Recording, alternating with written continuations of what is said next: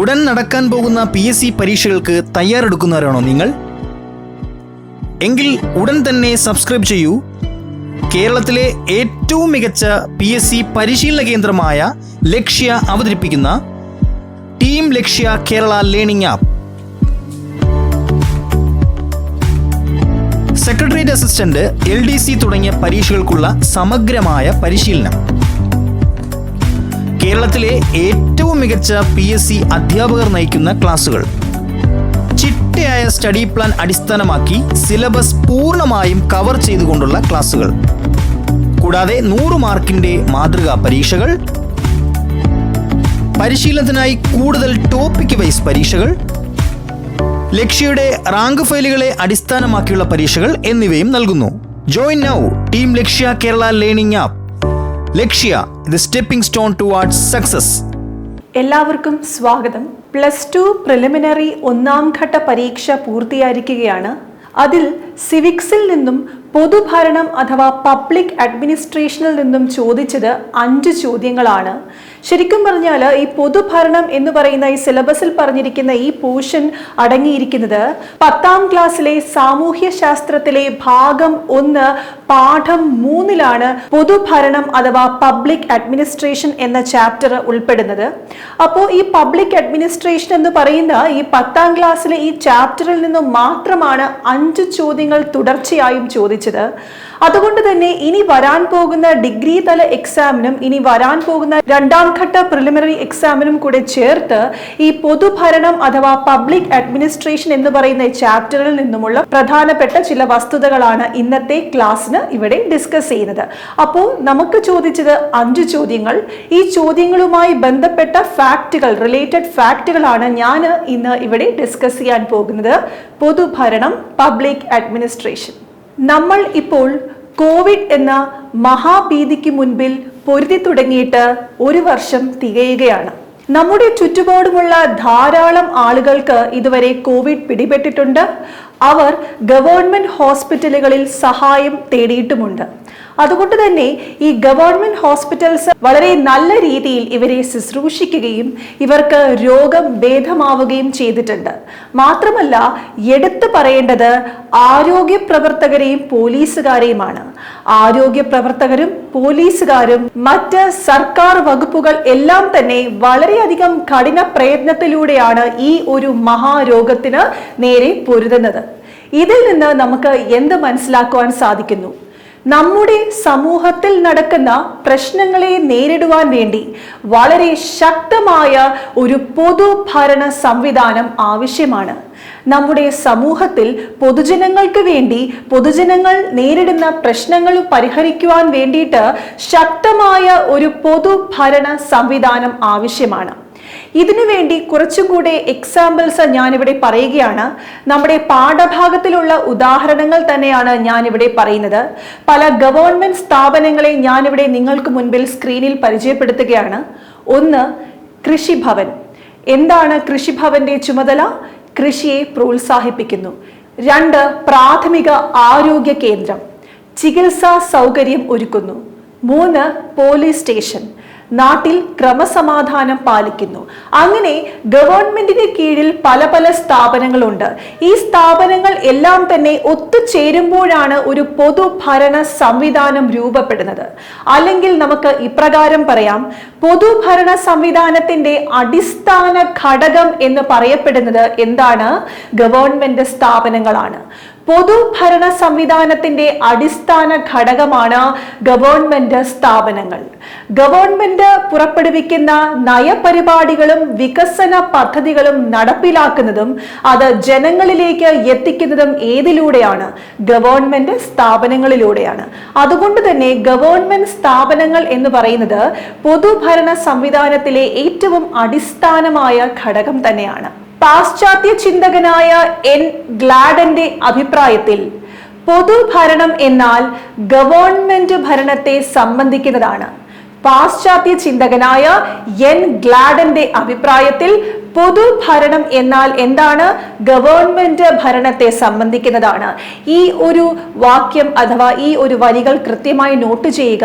ഇത് പാഠപുസ്തകത്തിൽ പറഞ്ഞിരിക്കുന്ന വരികളാണ്. അതുകൊണ്ട് നിങ്ങൾക്ക് ചോദിക്കാൻ ചാൻസ് ഉള്ള ഒരു ചോദ്യമാണ്. പാശ്ചാത്യ ചിന്തകനായ എൻ ഗ്ലാഡന്റെ അഭിപ്രായത്തിൽ പൊതുഭരണം എന്നാൽ ഗവൺമെന്റ് ഭരണത്തെ സംബന്ധിക്കുന്നതാണ്.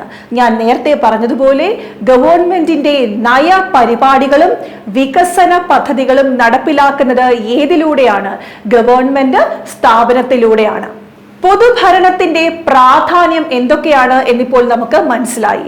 എന്തൊക്കെയാണ് പൊതുഭരണത്തിന്റെ പ്രാധാന്യം? 4 പ്രധാനപ്പെട്ട പ്രാധാന്യങ്ങളാണ് പൊതുഭരണത്തിന് ഉള്ളത്. സ്ക്രീനിൽ ഒരു ചിത്രം കാണിക്കുന്നുണ്ട്. ഈ ചിത്രത്തിൽ നിന്ന് നിങ്ങൾക്ക് വളരെ വ്യക്തമായി മനസ്സിലാക്കുവാൻ സാധിക്കുന്നു പൊതുഭരണത്തിന്റെ പ്രാധാന്യം എന്തൊക്കെയാണ്. ഒന്നാമത്തേത് ജനക്ഷേമം ഉറപ്പു നൽകുന്നു. 1. ജനക്ഷേമം ഉറപ്പു നൽകുന്നു. 2. ജനങ്ങളുടെ പ്രശ്നങ്ങൾ പരിഹരിക്കുന്നു. 2. ജനങ്ങളുടെ പ്രശ്നങ്ങൾ പരിഹരിക്കുന്നു. 3. സാധനങ്ങളും സേവനങ്ങളും ഉറപ്പ് നൽകുന്നു. 3. സാധനങ്ങളും സേവനങ്ങളും ഉറപ്പു നൽകുന്നു. 4. ഗവൺമെന്റ് നയങ്ങൾ രൂപപ്പെടുത്തുന്നു. 4. ഗവൺമെന്റ് നയങ്ങൾ രൂപപ്പെടുത്തുന്നു. അപ്പോൾ പൊതുഭരണത്തിന്റെ പ്രാധാന്യം എന്ന് പറയുന്നത് 4 എണ്ണമാണ്. 1. ജനക്ഷേമം ഉറപ്പു നൽകുന്നു. 2. ജനങ്ങളുടെ പ്രശ്നങ്ങൾക്ക് പരിഹാരം നൽകുന്നു. 3. സാധനങ്ങളും സേവനങ്ങളും ഉറപ്പു നൽകുന്നു. 4. നയപരിപാടികൾ രൂപപ്പെടുത്തുന്നു. പൊതുഭരണത്തെക്കുറിച്ച് പാഠപുസ്തകത്തിൽ കൊടുത്തിരിക്കുന്ന ഒരു ഡെഫിനിഷൻ ഉണ്ട്. അത് നമുക്കൊന്ന് നോക്കാം.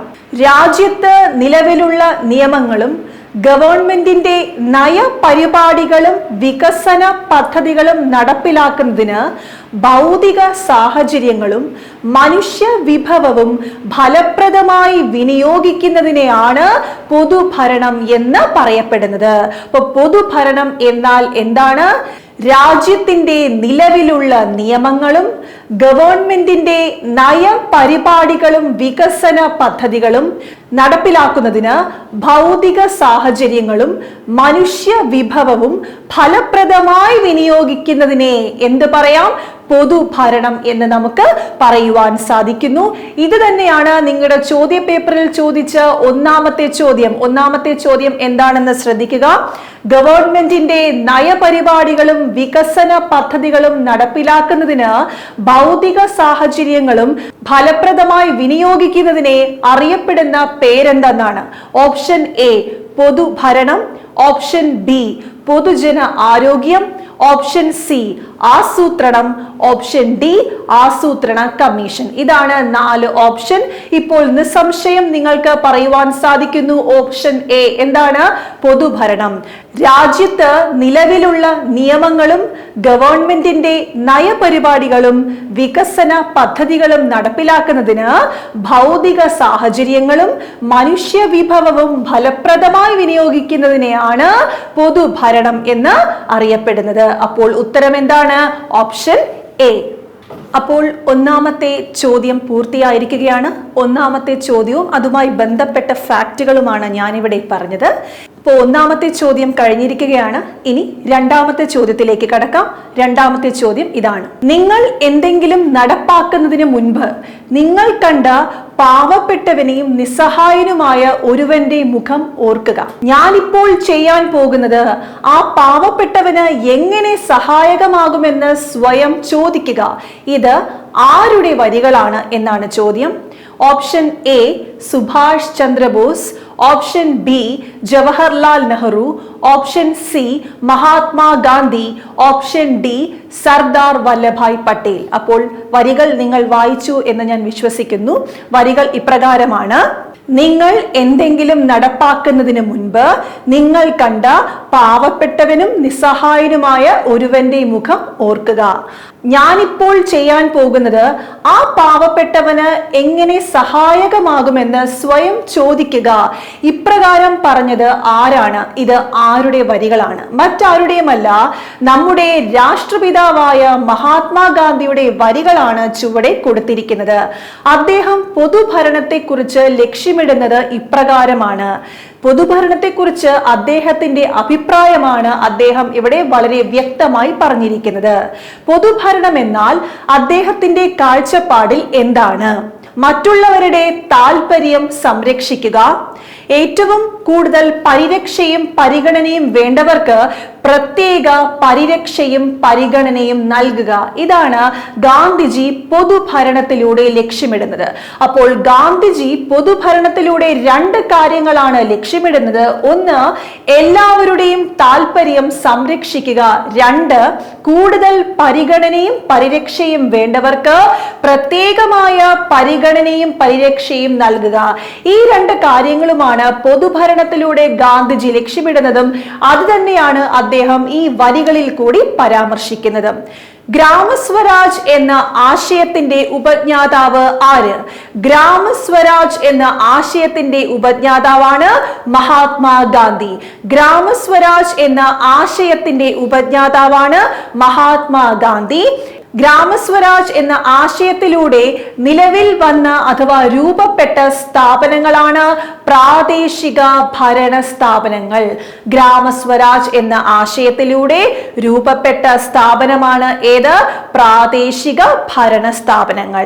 അപ്പോൾ ഈ പറഞ്ഞ വരികൾ ആരുടെ വരികളാണെന്ന് പറഞ്ഞു? മഹാത്മാഗാന്ധിയുടെ വരികളാണെന്ന് പറഞ്ഞു. മഹാത്മാഗാന്ധി പൊതുഭരണത്തെക്കുറിച്ച് രണ്ട് കാര്യങ്ങളാണ് ലക്ഷ്യമാക്കിയിരിക്കുന്നത്. അഥവാ പൊതുഭരണത്തിന്റെ പ്രാധാന്യം എന്ന് പറയുന്നത് ഗാന്ധിജിയുടെ അഭിപ്രായത്തിൽ ഇപ്രകാരമാണ്: മറ്റുള്ളവരുടെ താല്പര്യങ്ങൾ സംരക്ഷിക്കുക, കൂടുതൽ പരിരക്ഷയും പരിഗണനയും വേണ്ടവർക്ക് പ്രത്യേക പരിരക്ഷയും പരിഗണനയും നൽകേണ്ടതാണ്. ഗ്രാമസ്വരാജ് എന്ന ആശയത്തിന്റെ ഉപജ്ഞാതാവാണ് മഹാത്മാഗാന്ധി. ഗ്രാമസ്വരാജ് എന്ന ആശയത്തിൽ നിന്നും രൂപപ്പെട്ട സ്ഥാപനങ്ങളെ എന്ത് പേരിൽ അറിയപ്പെടുന്നു? പ്രാദേശിക ഭരണ സ്ഥാപനങ്ങൾ എന്ന് അറിയപ്പെടുന്നു. മൂന്നാമത്തെ ചോദ്യം, കേന്ദ്ര സർവീസിലേക്കും അഖിലേന്ത്യാ സർവീസിലേക്കും ഉദ്യോഗസ്ഥരെ തിരഞ്ഞെടുക്കുന്നത് ആര്? ഓപ്ഷൻ എ, സംസ്ഥാന public service commission. Option B, union public service commission. Option C, യുവജന commission. Option D, university grant commission. ചോദ്യം ഒരിക്കൽ കൂടി പറയുകയാണ്: കേന്ദ്ര സർവീസിലേക്കും അഖിലേന്ത്യാ സർവീസിലേക്കും ഉദ്യോഗസ്ഥരെ തിരഞ്ഞെടുക്കുന്നത് ആര്? ഇതാണ് ചോദ്യം. അപ്പോൾ ഇതുമായി ബന്ധപ്പെട്ട് റിലേറ്റഡ് ഫാക്റ്റുകൾ നമുക്ക് ഇന്നിവിടെ ഡിസ്കസ് ചെയ്യാം. അപ്പോൾ ഇതിനെക്കുറിച്ച് കൂടുതൽ ഡീറ്റെയിൽഡ് ആയിട്ട് പറയുന്നതിന് മുൻപേ തന്നെ എന്താണ് ഇന്ത്യൻ സിവിൽ സർവീസ് എന്ന് നിങ്ങൾ ആദ്യം മനസ്സിലാക്കുക. ഇന്ത്യൻ സിവിൽ സർവീസ് എന്ന് പറഞ്ഞാൽ കേന്ദ്ര ഗവൺമെന്റിന്റെ കീഴിലും സംസ്ഥാന ഗവൺമെന്റിന്റെ കീഴിലും വരുന്ന മുഴുവൻ ഉദ്യോഗസ്ഥരും മാത്രമല്ല വിവിധ പൊതുമേഖലാ സ്ഥാപനങ്ങളിലെ ഉദ്യോഗസ്ഥരും എല്ലാ പേരും ഒരുമിച്ച് പറയുന്ന പേരാണ് ഇന്ത്യൻ സിവിൽ സർവീസ്. ഒരിക്കൽ കൂടി പറയുകയാണ്: കേന്ദ്ര ഗവൺമെന്റിന്റെ കീഴിൽ പ്രവർത്തിക്കുന്ന ഉദ്യോഗസ്ഥരും സംസ്ഥാന ഗവൺമെന്റിന്റെ കീഴിൽ പ്രവർത്തിക്കുന്ന ഉദ്യോഗസ്ഥരും മാത്രമല്ല വിവിധ പൊതുമേഖലാ സ്ഥാപനങ്ങളിൽ ഉദ്യോഗം നോൽക്കുന്ന ഉദ്യോഗസ്ഥരെയും ഒരുമിച്ച് പറയുന്ന പേരാണ് എന്ത്? Indian civil service. എന്താണ് ഇന്ത്യൻ സിവിൽ സർവീസ്? കേന്ദ്ര ഗവൺമെന്റിന്റെയും സംസ്ഥാന ഗവൺമെന്റിന്റെയും വിവിധ പൊതുമേഖലാ സ്ഥാപനങ്ങളുടെയും കീഴിൽ പ്രവർത്തിക്കുന്ന ഉദ്യോഗസ്ഥരുടെ ആ സമൂഹത്തെ പറയുന്ന പേരാണെന്ത്? ഇന്ത്യൻ സിവിൽ സർവീസ് എന്ന് പറയുന്നു. ഈ ഇന്ത്യൻ സിവിൽ സർവീസിനെ നമുക്ക് മൂന്നായിട്ട് തിരിക്കാവുന്നതാണ്. ഒന്ന്, അഖിലേന്ത്യാ സർവീസ്. അഖിലേന്ത്യാ service, all India civil service. രണ്ട്, കേന്ദ്ര സർവീസ്, സെൻട്രൽ സർവീസ്. മൂന്ന്, സംസ്ഥാന സർവീസ്, സ്റ്റേറ്റ് സർവീസ്. അപ്പോൾ ഇന്ത്യൻ സിവിൽ സർവീസിനെ എത്രയായി തിരിക്കാം? മൂന്നായി തിരിക്കാം. എന്തൊക്കെയാണ്? അഖിലേന്ത്യാ സർവീസ്. അഖിലേന്ത്യാ സർവീസ് എന്നാൽ ഓൾ ഇന്ത്യ സിവിൽ സർവീസ്. രണ്ട്, കേന്ദ്ര സർവീസ്, സെൻട്രൽ സർവീസ്. മൂന്ന്, സംസ്ഥാന സർവീസ്, സ്റ്റേറ്റ് സർവീസ്. എന്താണ് ഈ മൂന്നും തമ്മിലുള്ള വ്യത്യാസമെന്നും അതുമായി ബന്ധപ്പെട്ട് ചില പോയിന്റുകളും നമുക്ക് ഒന്ന് ഡിസ്കസ് ചെയ്യാം. ഒന്നാമത്തേത് അഖിലേന്ത്യാ service, all India civil service. നോക്കാം എന്താണെന്ന്. ഒന്നാമത്തെ പോയിന്റ്, ദേശീയ തലത്തിൽ ഉദ്യോഗസ്ഥരെ തിരഞ്ഞെടുക്കുന്നു. ദേശീയ തലത്തിൽ ഉദ്യോഗസ്ഥരെ തിരഞ്ഞെടുക്കുന്നു. നാഷണൽ ലെവലിലാണ്, ദേശീയ തലത്തിലാണ് ഉദ്യോഗസ്ഥരെ തിരഞ്ഞെടുക്കുന്നത്. ഈ തിരഞ്ഞെടുത്ത് ക്വാളിഫൈഡ് ആകുന്ന ഉദ്യോഗസ്ഥരെ എവിടെയൊക്കെയാണ് നിയമിക്കപ്പെടുന്നത്? കേന്ദ്ര സർവീസിലോ സംസ്ഥാന സർവീസിലോ ഉദ്യോഗസ്ഥരെ നിയമിക്കുന്നു. ദേശീയ തലത്തിലാണ് തിരഞ്ഞെടുപ്പ് നടത്തുന്നത്. ഈ തിരഞ്ഞെടുത്ത ഉദ്യോഗസ്ഥരെ കേന്ദ്ര സർവീസിലോ സംസ്ഥാന സർവീസിന്റെ കീഴിലോ ആണ് നിയമിക്കുന്നത്. കേന്ദ്ര സർവീസിലും സംസ്ഥാന സർവീസിന്റെയും കീഴിൽ നിയമിക്കുന്നു. ഉദാഹരണമാണ് IAS, IPS, Indian administrative service, Indian police service. ഇതെല്ലാമാണ് അഖിലേന്ത്യാ സർവീസ് അഥവാ ഓൾ ഇന്ത്യ സിവിൽ സർവീസിന് ഉദാഹരണം. ഒന്ന്, ദേശീയ തലത്തിലാണ് തിരഞ്ഞെടുക്കുന്നത്. ഈ തിരഞ്ഞെടുക്കപ്പെട്ട ഉദ്യോഗസ്ഥരെ കേന്ദ്ര സർവീസിന്റെയോ സംസ്ഥാന സർവീസിന്റെ കീഴിലാണ് നിയമിക്കുന്നത്. ഇനി രണ്ടാമത്തേത് എന്താണ്? കേന്ദ്ര സർവീസ് അഥവാ സെൻട്രൽ സർവീസ്. അപ്പൊ കേന്ദ്ര സർവീസ് എന്ന പേര് കേൾക്കുമ്പോൾ തന്നെ മനസ്സിലാകും തിരഞ്ഞെടുക്കുന്നത് ഏത് തലത്തിലായിരിക്കും? ദേശീയ തലത്തിലായിരിക്കും. അപ്പൊ തിരഞ്ഞെടുക്കുന്നത് ദേശീയ തലത്തിലാണ്. അഖിലേന്ത്യാ സർവീസ് പോലെ തന്നെയാണ് കേന്ദ്ര സർവീസ്, ദേശീയ തലത്തിലാണ് തിരഞ്ഞെടുക്കുന്നത്. പക്ഷേ ഇവിടെ എന്താണ് ഇവിടെയുള്ള ഡിഫറൻസ്? എന്താണ് അഖിലേന്ത്യാ സർവീസിൽ നിന്നുമുള്ള പ്രധാനപ്പെട്ട വ്യത്യാസം എന്ന് പറയുന്നത്? കേന്ദ്ര സർവീസിന്റെ കീഴിൽ വരുന്ന സ്ഥാപനങ്ങളിലാണ് ഇവരെ നിയമിക്കുന്നത്. കേന്ദ്ര സർവീസിന്റെ കീഴിൽ വരുന്ന സ്ഥാപനങ്ങളിലാണ് ഇവരെ നിയമിക്കുന്നത്. ഒരിക്കൽ കൂടി പറയുകയാണ്, ദേശീയ തലത്തിൽ തന്നെയാണ് തിരഞ്ഞെടുപ്പ് നടത്തുന്നത്. എന്നാലും കേന്ദ്ര സർവീസ്, സെൻട്രൽ സർവീസ് എന്ന് പറയുന്നത് കേന്ദ്ര സർവീസ് അഥവാ കേന്ദ്ര ഗവൺമെന്റിന്റെ കീഴിൽ വരുന്ന സ്ഥാപനങ്ങളിലാണ് ഉദ്യോഗസ്ഥരെ നിയമിക്കുന്നത്. ഉദാഹരണം മറ്റൊന്നുമല്ല, നിങ്ങൾക്ക് എല്ലാവർക്കും അറിയാം, Indian railway service, Indian railway service, Indian foreign service. ഇതെല്ലാമാണ് കേന്ദ്ര സർവീസ് അഥവാ സെൻട്രൽ സർവീസിന് ഉദാഹരണം. അപ്പോൾ കേന്ദ്ര സർവീസ്, സെൻട്രൽ സർവീസിന് ഉദാഹരണം എന്തൊക്കെയാണ്? ഒന്ന്, ഇന്ത്യൻ ഫോറിൻ സർവീസ്.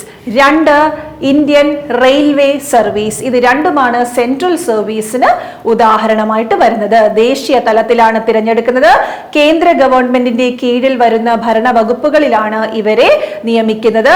ഉദാഹരണം, എക്സാമ്പിൾസ് ഏതൊക്കെയാണ്? ഇന്ത്യൻ റെയിൽവേ സർവീസ്, രണ്ടാമത്തേത് ഇന്ത്യൻ ഫോറിൻ സർവീസ്. ഇനി മൂന്ന്, സ്റ്റേറ്റ് സർവീസ് അഥവാ സംസ്ഥാന സർവീസ്. പേരിൽ നിന്ന് തന്നെ വ്യക്തമാണ്, സംസ്ഥാന തലത്തിലാണ് ഉദ്യോഗസ്ഥരെ തിരഞ്ഞെടുക്കുന്നത്.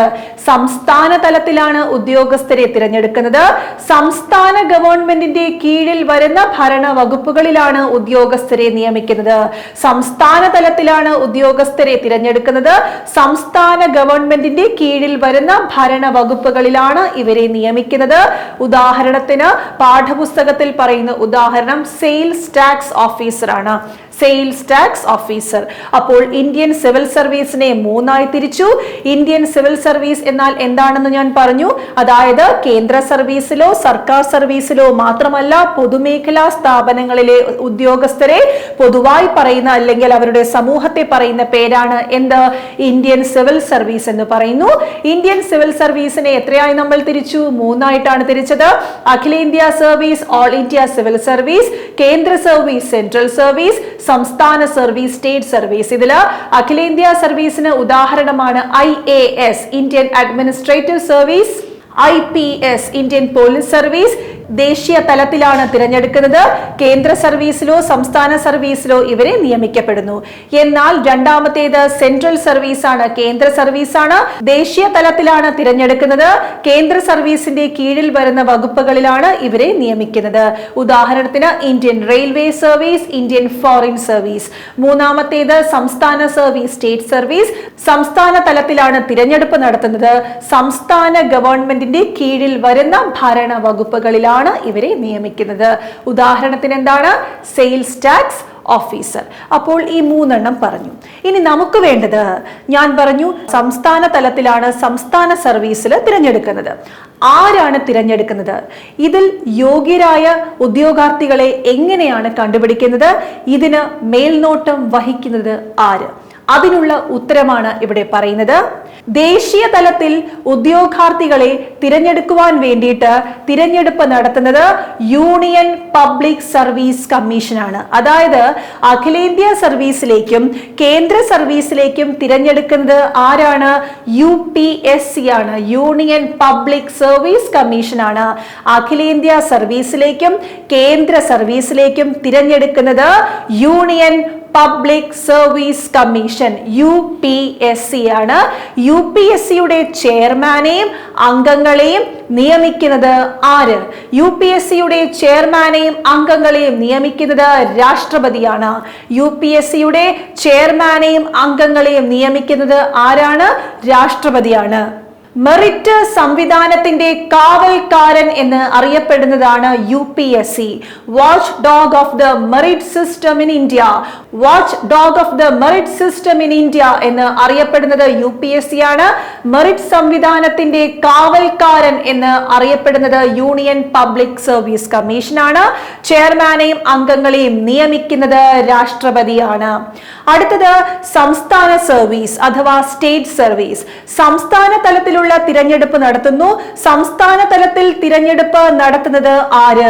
സംസ്ഥാന PSC അഥവാ സ്റ്റേറ്റ് PSC ആണ്. നമ്മുടെ കേരള PSC പോലെ സംസ്ഥാന തലത്തിൽ സംസ്ഥാന ഗവൺമെന്റിന്റെ കീഴിൽ വരുന്ന ഭരണ വകുപ്പുകളിൽ നിയമം നടത്തുവാനുള്ള പരീക്ഷ നടത്തുന്നത് സംസ്ഥാന PSC ആണ്. നമ്മുടെ കേരള PSC തന്നെയാണ് ഉദാഹരണം. സംസ്ഥാന PSCയിലെ ചെയർമാനെയും അംഗങ്ങളെയും നിയമിക്കുന്നത് ആര്? State PSC chairman and members are appointed by the governor. സംസ്ഥാന PSCയിലെ ചെയർമാനെയും അംഗങ്ങളെയും നിയമിക്കുന്നത് ആരാണ്? ഗവർണർ ആണ്. ആരാണ്? ഗവർണർ ആണ്. ഇനി ഒരു പോയിന്റും കൂടെ ഓർത്തു വെക്കുക. UPSCയും സ്റ്റേറ്റ് PSCയും അഥവാ കേന്ദ്ര PSCയും സംസ്ഥാന PSCയും രണ്ടും തന്നെ ഭരണഘടനാ സ്ഥാപനങ്ങളാണ്. രണ്ടും എന്ത് തന്നെയാണ്? ഭരണഘടനാ സ്ഥാപനങ്ങളാണ്. ഭരണഘടനാ സ്ഥാപനങ്ങളാണ്. അപ്പോൾ ഇതാണ് ഈ പറഞ്ഞ മൂന്നാമത്തെ ചോദ്യത്തിന്റെ ഉത്തരം ആയി വരുന്നത്. അപ്പൊ മൂന്നാമത്തെ ചോദ്യം എന്താണ്? അഖിലേന്ത്യാ സർവീസിലേക്കും കേന്ദ്ര സർവീസിലേക്കും തിരഞ്ഞെടുപ്പ് നടത്തുന്നത് ആര് എന്നാണ് ചോദ്യം. ഉത്തരം എന്താണ്? UPSC. ഓപ്ഷൻ ബി ആണ്, യൂണിയൻ പബ്ലിക് സർവീസ് കമ്മീഷൻ. നാലാമത്തെ ചോദ്യം, ഈ ഗവേണൻസിലൂടെ ഗവൺമെന്റ് നൽകുന്ന സേവനങ്ങൾ ജനങ്ങൾക്ക് പ്രയോജനപ്പെടുത്തുന്നതിനായി രൂപം നൽകിയ സംരംഭം എന്താണ് എന്നാണ് ചോദ്യം. ഓപ്ഷൻ എ സാക്ഷരതാ മിഷൻ, ഓപ്ഷൻ ബി സാമൂഹിക ക്ഷേമ വകുപ്പ്, option C front office, option D Akshaya കേന്ദ്രം. ഇതാണ് ചോദ്യം. ഈ ഗവേണൻസിലൂടെ ഗവൺമെന്റ് നൽകുന്ന സേവനങ്ങൾ ജനങ്ങൾക്ക് പ്രയോജനപ്പെടുത്തുന്നതിനായി ആരംഭിച്ച ഒരു സംരംഭം എന്ത് എന്നാണ് ചോദ്യം. അപ്പോൾ നമുക്ക് ഈ ചോദ്യത്തിലേക്ക് കടക്കാം. അപ്പോൾ ഈ സംരംഭം എന്താണെന്ന് നോക്കാം. ഈ ഗവേണൻസ് എന്താണെന്ന് ആദ്യം പഠിക്കാം. അപ്പോൾ ഈ ഗവേണൻസ് എന്നാൽ എന്ത്? അതിനു മുൻപേ തന്നെ ആദ്യം നിങ്ങൾ പഠിക്കേണ്ട ഒരു ടേം ആണ് ഭരണ നവീകരണം. അപ്പോൾ എന്താണ് ഭരണ നവീകരണം എന്ന് നോക്കാം. ഭരണ നിർവഹണത്തിന്റെ കാര്യക്ഷമത വർദ്ധിപ്പിക്കുവാനും പൊതുജനങ്ങൾക്ക് സേവനങ്ങൾ എത്രയും പെട്ടെന്ന് ലഭ്യമാക്കുവാനും വേണ്ടിയിട്ട് ഗവൺമെന്റ് സ്വീകരിച്ച നടപടികളെയാണ് ഭരണ നവീകരണം എന്ന് പറയുന്നത്. അപ്പോൾ ഭരണ നവീകരണം എന്നാൽ എന്താണ്? ഭരണ നിർവഹണത്തിന്റെ കാര്യക്ഷമത വർദ്ധിപ്പിക്കുവാൻ വേണ്ടിയിട്ടും പൊതുജനങ്ങൾക്ക് എത്രയും പെട്ടെന്ന് സേവനങ്ങൾ ലഭ്യമാകുവാൻ വേണ്ടിയിട്ടും ഗവൺമെന്റ് സ്വീകരിച്ച നടപടികളെയാണ് ഭരണ നവീകരണം എന്ന് പറയുന്നത്. അങ്ങനെ ഭരണത്തിന്റെ കാര്യക്ഷമത വർദ്ധിപ്പിക്കുവാനും പൊതുജനങ്ങൾക്ക് എത്രയും പെട്ടെന്ന് സേവനങ്ങൾ ലഭ്യമാക്കുവാനും വേണ്ടിയിട്ട് ദേശീയ തലത്തിലും സംസ്ഥാന തലത്തിലും ഭരണ പരിഷ്കാര കമ്മീഷൻ രൂപപ്പെട്ടിട്ടുണ്ട്. അപ്പോൾ ഭരണ നിർവഹണത്തിന്റെ കാര്യക്ഷമത കൂടുതൽ വർദ്ധിപ്പിക്കുവാനും എല്ലാ സേവനങ്ങളും ജനസൗഹൃദമാക്കുവാനും വേണ്ടിയിട്ട് ദേശീയ തലത്തിലും സംസ്ഥാന തലത്തിലും ഭരണ പരിഷ്കാര കമ്മീഷൻ രൂപപ്പെട്ടിട്ടുണ്ട്. ദേശീയ തലത്തിലും സംസ്ഥാന തലത്തിലും ഭരണ പരിഷ്കാര കമ്മീഷൻ രൂപപ്പെട്ടിട്ടുണ്ട്. ഇനി എന്താണ് ഈ ഗവേണൻസ് എന്ന് നോക്കാം. ഈ ഭരണ നവീകരണത്തിന്റെ ഒരു പുത്തൻ ചുവടുവെപ്പാണ് ഈ ഗവേണൻസ് എന്ന് പറയുന്നത്. ഈ ഭരണ നവീകരണത്തിന്റെ ഭരണരംഗത്തെ കാര്യക്ഷമത വർദ്ധിപ്പിക്കുവാൻ വേണ്ടിയിട്ടുള്ള ഒരു ചവിട്ട് പടിയാണ് ഈ ഗവേണൻസ്. അപ്പോൾ എന്താണ് ഈ ഗവേണൻസ്? ഇലക്ട്രോണിക് സാങ്കേതിക വിദ്യയുടെ ഭരണരംഗത്തെ ഉപയോഗത്തെയാണ് ഇ ഗവേണൻസ് എന്ന് പറയുന്നത്? ഇലക്ട്രോണിക് സാങ്കേതിക വിദ്യയുടെ ഭരണരംഗത്തെ ഉപയോഗത്തെയാണ് ഇ ഗവേണൻസ് എന്ന് പറയുന്നത്. അപ്പോൾ എന്താണ് എന്ന് ഒരു ഉദാഹരണം വഴി പറയാം. പണ്ടൊക്കെ ആണെങ്കിൽ നമുക്ക് വാട്ടർ ബില്ല്, കറണ്ട് ബില്ല് എല്ലാം തന്നെ ഗവൺമെന്റ് ഓഫീസിൽ പോയി അടയ്ക്കേണ്ടി വരുന്നു. അതുപോലെ തന്നെ പല ആപ്ലിക്കേഷൻ ഫോംസും നമുക്ക് ഓഫീസിൽ പോയി വേണം കൈപ്പറ്റുവാനായിട്ട്.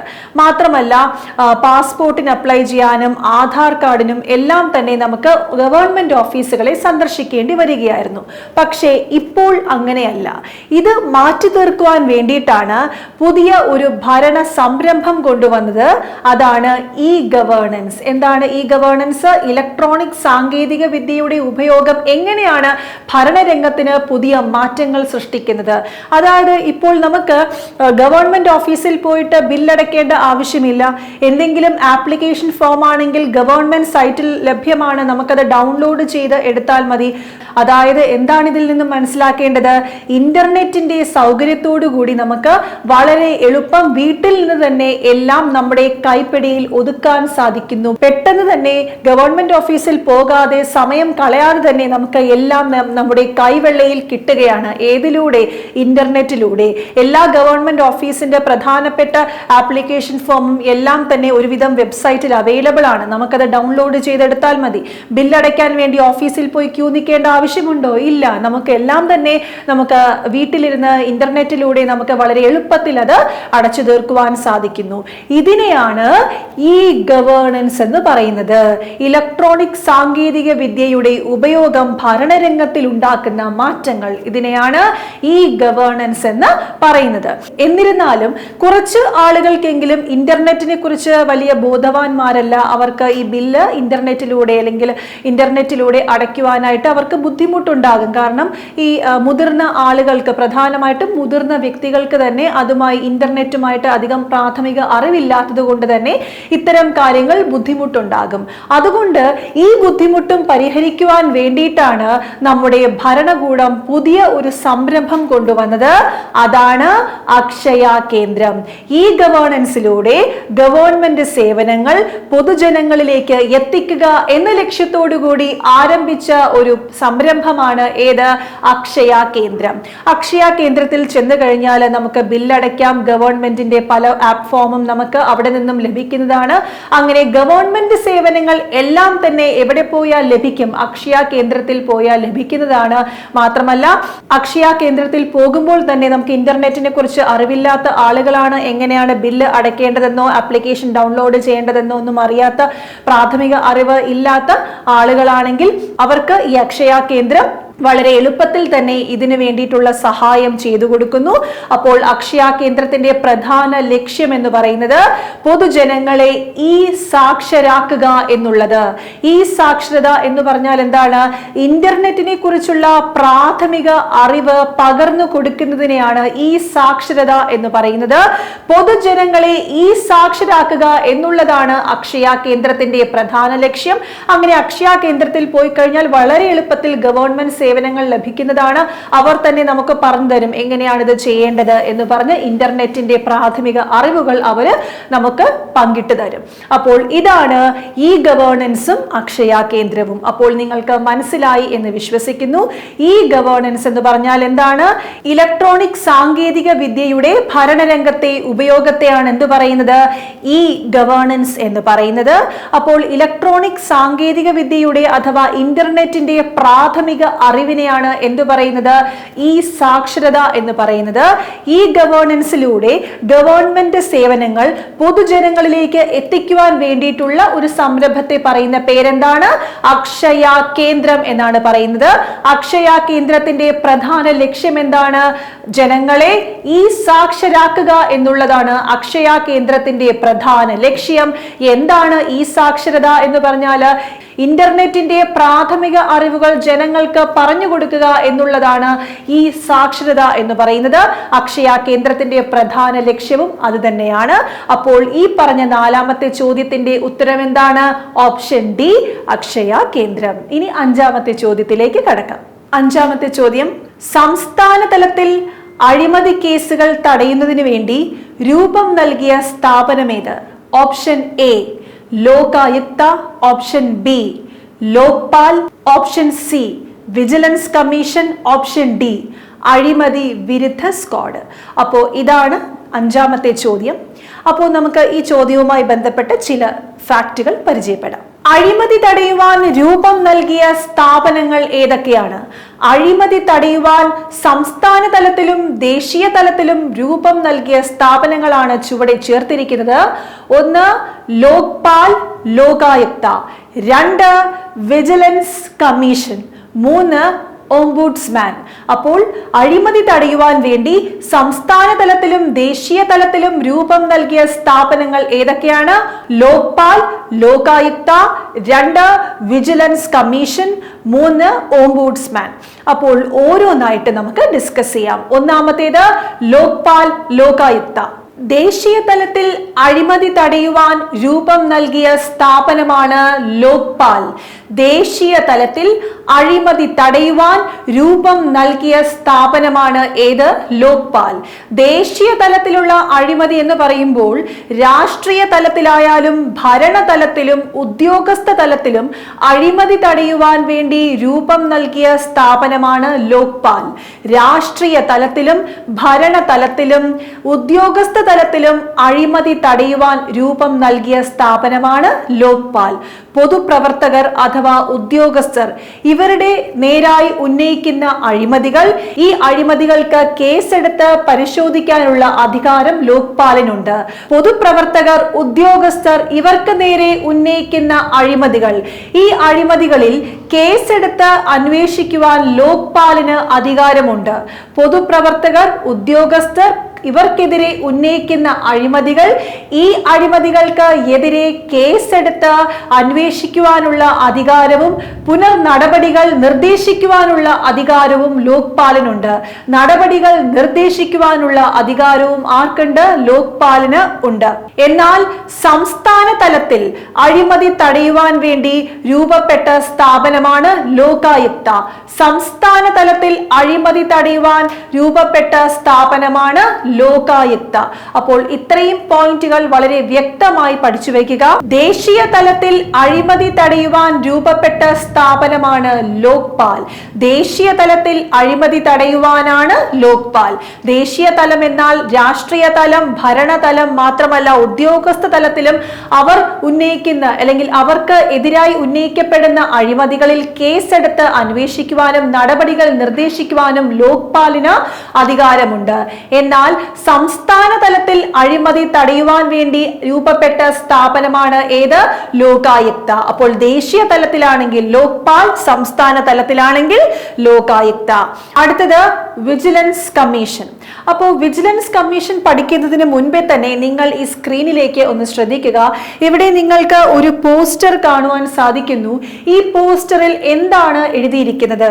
എഴുതിയിരിക്കുന്നതിന്റെ ഉള്ളടക്കം ഇത്രയുമാണ്: ഈ ഓഫീസിലെ ഉദ്യോഗസ്ഥർ നിങ്ങളുടെ കയ്യിൽ നിന്ന് സേവനങ്ങൾക്ക് വേണ്ടി നിങ്ങളുടെ കയ്യിൽ നിന്ന് പണമോ പാരിതോഷികമോ വാങ്ങിക്കഴിഞ്ഞാൽ മേൽപ്പറഞ്ഞ വിലാസത്തിൽ ബന്ധപ്പെടുക എന്നാണ് ഈ ഒരു പോസ്റ്ററിൽ വ്യക്തമായി എഴുതിയിരിക്കുന്നത്.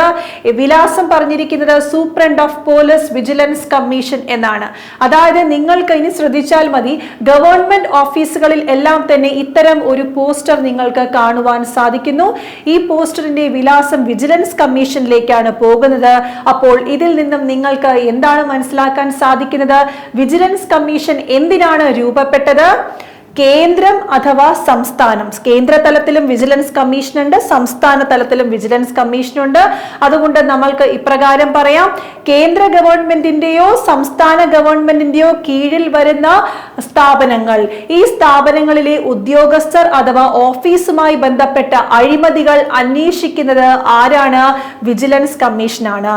കേന്ദ്ര വിജിലൻസ് കമ്മീഷൻ എന്ന് പറഞ്ഞാൽ കേന്ദ്ര ഗവൺമെന്റിന്റെ കീഴിൽ വരുന്ന സ്ഥാപനങ്ങളുമായി ബന്ധപ്പെട്ട് അഴിമതി തടയുവാൻ വേണ്ടി അഥവാ അഴിമതി അന്വേഷിക്കുന്നത് ആരാണ്? കേന്ദ്ര വിജിലൻസ് കമ്മീഷൻ. കേന്ദ്ര ഗവൺമെന്റിന്റെ കീഴിൽ വരുന്ന സ്ഥാപനങ്ങൾ, അവിടെയുള്ള ഉദ്യോഗസ്ഥർ, അവർക്ക് നേരെ ഉന്നയിക്കുന്ന അഴിമതികൾ അന്വേഷിക്കുവാൻ ഉള്ള സംവിധാനമാണ് കേന്ദ്ര വിജിലൻസ് കമ്മീഷൻ. കേന്ദ്ര വിജിലൻസ് കമ്മീഷൻ നിലവിൽ വന്നത് 1964 കേന്ദ്ര വിജിലൻസ് കമ്മീഷൻ നിലവിൽ വന്നത് എപ്പോഴാണ്? 1964 കേന്ദ്ര വിജിലൻസ് കമ്മീഷനിലെ അംഗങ്ങൾ ഒരു മുഖ്യ വിജിലൻസ് കമ്മീഷണറും മറ്റ് വിജിലൻസ് കമ്മീഷണർമാരുമാണ് ഉള്ളത്. ഒരു മുഖ്യ വിജിലൻസ് കമ്മീഷണറും മറ്റ് വിജിലൻസ് കമ്മീഷണർമാരും ഉൾപ്പെട്ടതാണ് കേന്ദ്ര വിജിലൻസ് കമ്മീഷൻ. അപ്പോൾ കേന്ദ്ര ഗവൺമെന്റിന്റെ കീഴിൽ വരുന്ന സ്ഥാപനങ്ങൾ, ഈ സ്ഥാപനങ്ങളുമായി ബന്ധപ്പെട്ട അഴിമതികൾ അന്വേഷിക്കുന്നത് ആരാണ്?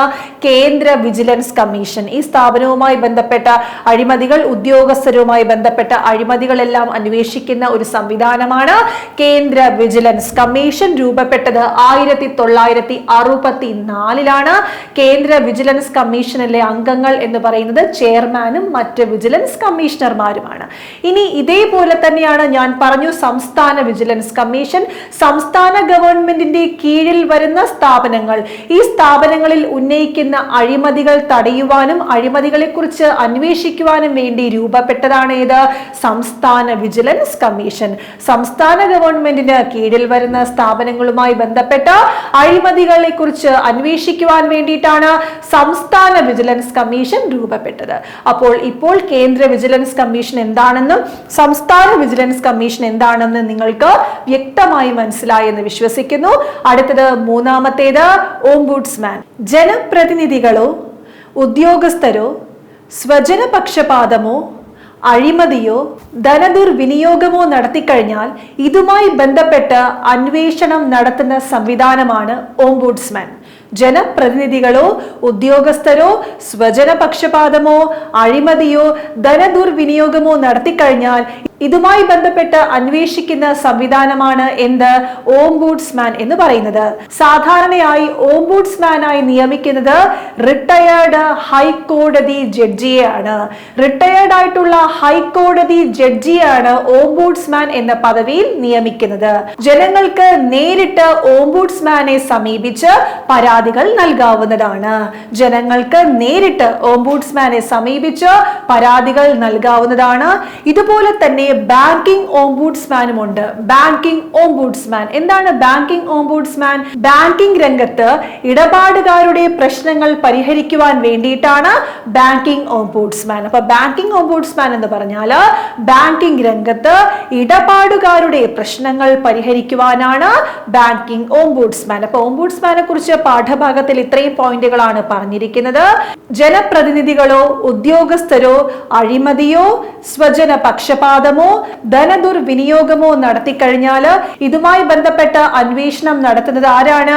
ഓംബുഡ്സ്മാൻ ആണ്. ഓംബുഡ്സ്മാനായി നിയമിക്കുന്നത് റിട്ടയേർഡ് ആയിട്ടുള്ള ഹൈക്കോടതി ജഡ്ജിയാണ്. ജനങ്ങൾക്ക് നേരിട്ട് ചെന്ന് ഓംബുഡ്സ്മാനോട് പരാതി പറയുവാൻ സാധിക്കുന്നു. മാത്രമല്ല ബാങ്കിംഗ് രംഗത്തും ഓംബുഡ്സ്മാൻ ഉണ്ട്. ബാങ്കിംഗ് ഓംബുഡ്സ്മാൻ എന്തിനു വേണ്ടിയിട്ടാണ്?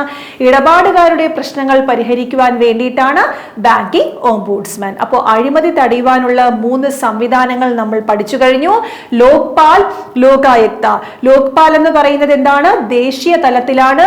ലോകായുക്ത എന്ന് പറയുന്നത് സംസ്ഥാന തലത്തിലാണ്. രണ്ടാമത്തേത് വിജിലൻസ് കമ്മീഷൻ. അതും കേന്ദ്ര വിജിലൻസ് കമ്മീഷനുമുണ്ട്, സംസ്ഥാന വിജിലൻസ് കമ്മീഷനുമുണ്ട്.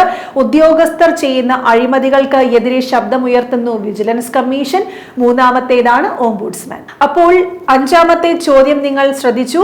5ാമത്തെ ചോദ്യം എന്താണ്? സംസ്ഥാന തലത്തിലുള്ള അഴിമതി തടയുവാൻ വേണ്ടി രൂപപ്പെട്ട സ്ഥാപനം ഏത് എന്നാണ്. നിസ്സംശയം നിങ്ങൾക്ക് പറയുവാൻ സാധിക്കും. സംസ്ഥാന തലത്തിലാണെങ്കിൽ ഏതാണ്? ലോകായുക്ത. അപ്പോൾ ഉത്തരം എന്താണ്? Option A, Lokayukta. അപ്പൊ ഇതോടുകൂടി ഈ ഒരു പോർഷൻ ഇവിടെ തീർന്നിരിക്കുകയാണ്. അപ്പോൾ 5 ചോദ്യങ്ങൾ, ഈ 5 ചോദ്യങ്ങളുമായി ബന്ധപ്പെട്ട വസ്തുതകളാണ് ഞാനിന്ന് ഇവിടെ ഡിസ്കസ് ചെയ്തത്. Thank you.